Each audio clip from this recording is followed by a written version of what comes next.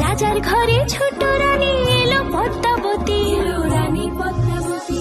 রাজার আরো 6টি রানীর ছিল না সন্তান, পদ্মাবতীর কোলালোতে মিলল সমাধান। বছর যেতে জন্ম নিল 7 ছেলে 1 মেয়ে, হয় খুশির আকাশ হঠাৎ কালো মেঘে গেল ছেয়ে। হিংসেতে যায় জ্বলে পুড়ে বাকি 6টি রানী, যুক্তি করে ঘটায় ওরা 7 কুমারের হানি।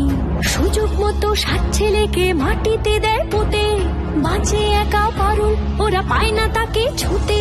ধাইমা বাজায় সেই মেয়েকে বড় করে তোলে, 7 ভাইকে পায় যে পারুল 7টে চাপা ফুলে। এত কিছুর পরেও রাজার বিপদ যে কাটে না, সূর্য নগরে সুখের সূর্য আর ওঠে না।